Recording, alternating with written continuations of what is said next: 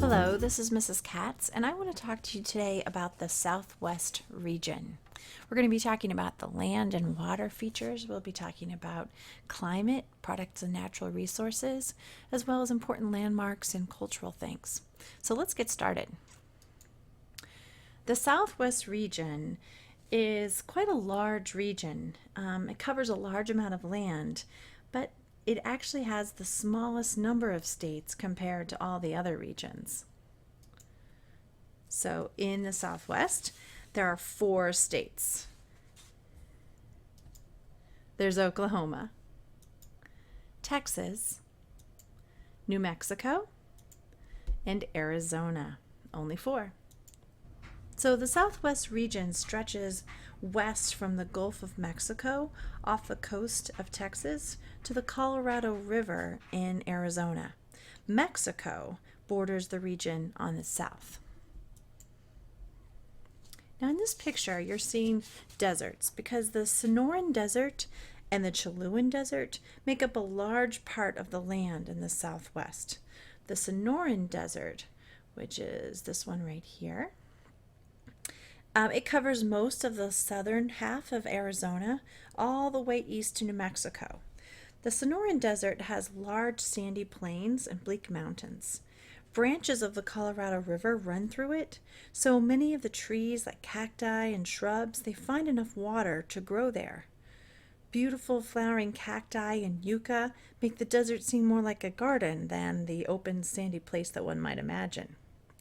Now the Chilean Desert is the largest desert in North America, and you'll see the Chilean Desert right over here. Now it's approximately 800 miles long and 250 miles wide. Most of the Chilean Desert is in Mexico, as you can see. In the United States, it extends to parts of New Mexico, Texas, and sections of southeastern Arizona. Now, looking at these pictures on the right, can you guess which desert is shown in these places, in these pictures? Yeah, this top picture and this bottom picture, those are the Sonoran Desert. You can see all that vegetation and growth. The middle one is the Chilean Desert. The Southwest has vast plains and spectacular canyons and colorful plateaus. The eastern part of the Southwest region is made up of plains, which are, as you know, areas of flat lands. As you can see in this picture, the Great Plains are the lowest lands in the Southwest region. The soil there of the Great Plains spreads from the coast of Texas along the Gulf of Mexico and into central Oklahoma. These plains are home to many farms and ranches. Farther west, the land rises to form the Colorado Plateau, and that's what you're looking at here. Now remember, a plateau is a high, flat landform that rises steeply from the land around it. The Colorado Plateau covers much of the northern New Mexico and Arizona. Much of the Colorado Plateau is fairly level, but it's crisscrossed by hundreds of deep canyons. Now, a canyon is a deep, narrow valley with steep sides. The largest and most famous of these canyons is the Grand Canyon. And that's what you're looking at here, the Grand Canyon. It runs through 217 miles of Arizona. Parts of the Grand Canyon are a mile deep and 18 miles wide. The Grand Canyon is so deep that the top and the bottom have different weather. The Grand Canyon is made up of layers of rock. The bottom layers are more than 1 billion years old. At the bottom of the canyon is the Colorado River. This river has been flowing through the Grand Canyon for millions of years. The force of the water has caused the walls of the canyon to wear away over time. This wearing away of the rock is called weathering, and erosion is when that sediment gets transported away by the river. Weathering and erosion is why the Grand Canyon is so deep. This is actually the Colorado River. We're going to talk a little bit more about it. It travels south and west down through some of the driest parts of the country. Then it crosses into Mexico and ends in the Gulf of California. The Colorado River is 1,470 miles long. Now, many smaller rivers flow into the Colorado River. Rivers that join other rivers are called tributaries, and each tributary adds water and soil called silt to the Colorado River. Now, this silt is what gives the river its reddish brown color that you see here. What you're looking at here is the Hoover Dam. It's one of America's greatest manufactured structures, man-made. Hoover Dam was built to control flooding on the Colorado River and to store water. An area where water is stored is called a reservoir. The Hoover Dam was built more than 60 years ago. Lake Mead, that's the lake that's behind the Hoover Dam, it provides water for many people in the southwest region. We can't talk about waterways without talking about this one, the Rio Grande, or the Rio Grande. In Mexico, they actually refer to it as the Rio Bravo. Now, this brings much needed water to the area. The Rio Grande is 1,885 miles long. It begins in the mountains of Colorado, and then it flows south through the middle of New Mexico. Then the river turns southeast, making a big bend along the border of Texas, where it empties into the Gulf of Mexico. The Rio Grande forms part of the border between the United States and Mexico. Now let's talk a little bit about climate. Let's think, what is climate? Well, climate is the weather conditions that usually occur in a particular place. And as we've talked about even in science, it needs to be about a span of 30 years until we think about its usual conditions, its usual climate. So what factors do we think about when we think of climate? We think about temperature, the amount of rain, and the wind. So let's talk about the climate of the Southwest. So since much of the land or the region is desert, it is hot and it is dry, and they get very little rain. Many places in the Southwest region have 300 days of sunshine a year. So the climate of the Southwest region is considered mild. Now, what we mean by that is that there are not a lot of changes in the weather. Because it's sunny and warm most of the time, people like to visit the region. The eastern parts of Oklahoma and Texas, they get enough rain to grow crops, but water still must be used carefully. When it doesn't rain for a long period of time, a drought can occur. A drought is a period of little or no rain, and droughts can cause serious problems because they hurt crops. Now, I want you to study these bottom two pictures. What changes do you notice from the bottom left to the bottom right? This is a photograph of the same area, a section that's along the Red River. The one on the left is in normal conditions, but the one on the right is during a prolonged period of drought back in 2008. Study the differences there and you can see what the effects of drought has on the land. Now, much of the land in the Southwest area region is bare, so not enough rain falls for forests or other things like that to grow. So over time, plants and animals and people have had to adapt to living in this dry land. To adapt means to change in order to survive. Now, the Navajo, for example, they've learned how to grow corn and raise sheep with little rainfall. The desert animals have adapted to their environment too.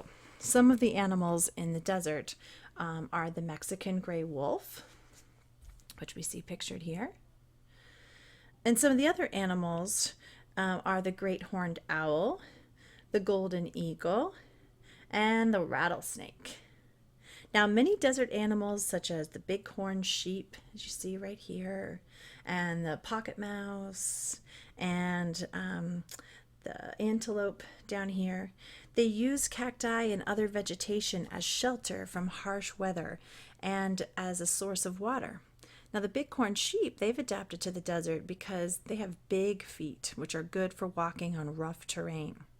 The bighorn sheep only needs to drink every few days, and the pocket mouse doesn't need to drink at all because it gets all the water it needs from the food it eats. Most of the desert animals are nocturnal, which means they hunt and they're active at night when it's cooler. All right, what you're seeing in this picture is Phoenix, Arizona. Phoenix, Arizona is America's hottest large city. During the summer, temperatures can soar to 115 degrees Fahrenheit. 100 years ago, Phoenix was a small town. Not many people wanted to move to Arizona because it was so hot, too dry, and too lonely. Two things made it possible to live in the desert: air conditioners and automobiles. Now, air conditioning lets people live in comfort no matter how hot the day is. And automobiles made travel through the desert safer. Travelers who got stuck in the desert could die of thirst. But because cars and goods and roads, or good roads, I should say, made travel easier and safer, people began to move to Phoenix. Some liked the hot, dry weather so much they decided to live there. With a population of more than 1 million people, Phoenix is now the sixth largest city in the United States.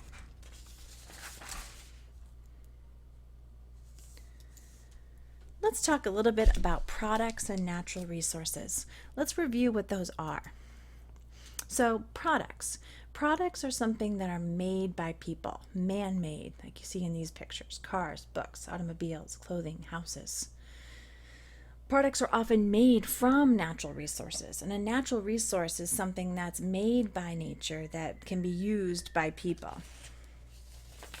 So what are the products and natural resources of the Southwest? Well, there are many cattle and sheep ranches in the Southwest region. The Southwest region leads all the other states in raising of beef, beef cattle as well as sheep.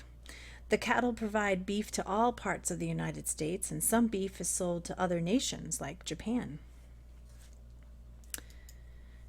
Now, deserts are full of valuable minerals like gold, iron, copper. They're all found in the Colorado River Basin.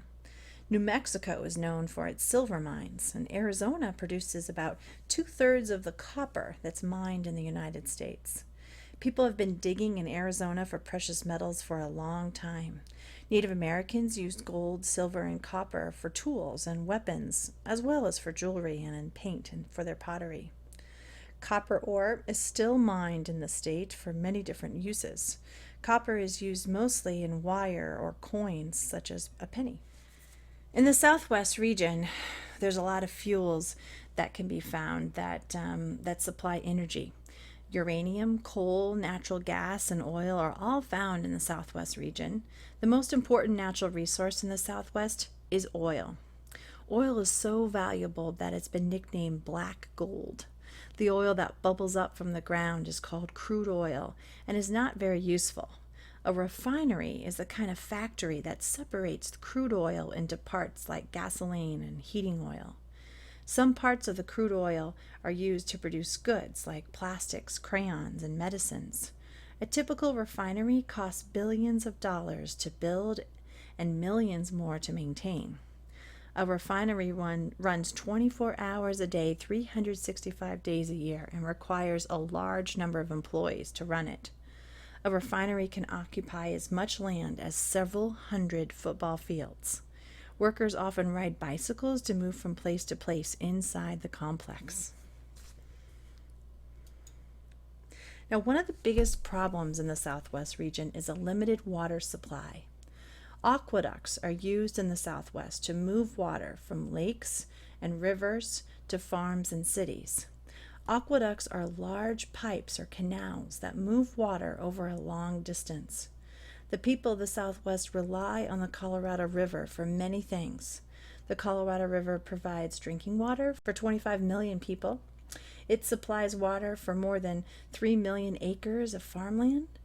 Water rushing through openings in the dams on the river, they cause huge machines to spin.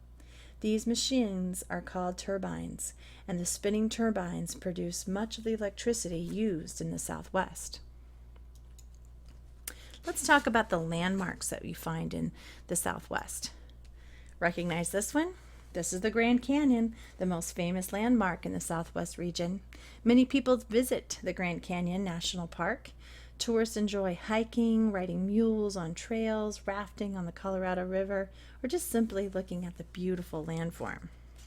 This is a picture of Carlsbad Cavern National Park in New Mexico, and it's another popular tourist destination. More than 85 caves and caverns make up the park. According to a local legend, a cowboy named Jim White found Carlsbad Caverns. One evening, White saw what looked like a plume of smoke rising from the sky, and that smoke was actually a cloud of bats that were flying out of the cave entrance. Hundreds of thousands of bats sleep in the caverns during the day, and at night they leave a giant whirling cloud to hunt for food. Johnson Space Center in Houston, Texas, is responsible for training astronauts from both the United States and its international partners. All the astronauts live and train at the Johnson Space Center. The Johnson Space Center Mission Control Center manages all activity on board the spacecraft and directs all space shuttle missions. What you're looking at here is the petrified forest. You can see another type of fossil here, the petrified wood. When you go into the petrified forest, it's not like walking into a normal forest. It's more like walking into the desert. Most of the forest is still buried under sand, and only some small parts have been revealed to the surface by erosion. Petrified wood found in the park and the surrounding region is made up of almost solid quartz. Each brightly colored piece is like a giant crystal, often sparkling in the sunlight as if it was been covered by glitter. The Southwest region is famous for its missions. A mission is a Spanish settlement where priests taught Native Americans the Christian religion. The missions were built in the early 1700s. Now let's talk a little bit about the culture of the Southwest. Parts of the Southwest once belonged to Mexico. Texas split off from Mexico in 1836 and joined the United States in 1845. Mexico and the United States went to war the following year. The United States won. Mexico had to give the Southwest to the United States. Spanish and Mexican influences are still strong in the Southwest region. Many people in the Southwest region speak Spanish. Many foods and festivals in the region come from Spain or Mexico. Many buildings are made in Spanish, Mexican, and American Indian styles. The Southwest has many Spanish American and Native American people. More American Indians live in the Southwest than any other region in the United States. There are many Indian reservations, including the Navajo, the Hopi, Zuni, and Apache tribes. The Navajo Reservation is the home of the biggest American Indian tribe. Many of the Navajo who live there still follow some of their Native American traditions, while others have more of a modern lifestyle. Some people live in modern homes, while others live in traditional homes called hugans. Tortillas are important ingredients in the traditional Southwest cooking. Tortillas act as a wrapper or a bread. Wedges of tortillas are fried to make tortilla chips. Nachos, tacos, enchiladas, quesadillas, and burritos are also made with tortillas. Unlike the Midwest region, where there wasn't a lot of spice, the Southwest has many kinds of hot chili peppers grown there, and many of the food that's served in the Southwest are spicy. Green chili peppers are made into salsa. Red chili peppers are used in slow-cooked dishes. The most popular slow-cooked dish is chili con carne. Chili con carne, which means chili with meat, is made with meat simmered in a sauce of dried red chili peppers and tomatoes and a variety of spices. Contests are held throughout the Southwest region to determine the best chili. Tamales are packets of corn-based dough that are wrapped in softened corn husks and steamed. The corn husks are removed at the table before the tamales are eaten. While tamales are served throughout the year in restaurants in the Southwest, tamales are a traditional Christmas food. Families and friends gather to assemble dozens of tamales. Traditional Christmas tamales are made from mesa, a dough of corn, and a filling of shredded beef that has been stewed in red chili and spices. And let's talk finally about desserts. The Southwest desserts are fairly simple, serving as a soothing or cooling finish to a very spicy meal. Sopapillas are a kind of deep fried donut, and they're served as dessert with honey. Another favorite dish is flan, and that's what you see on the bottom there. It's a baked custard. I hope you've enjoyed learning a lot about the Southwest region. Thank you for joining me.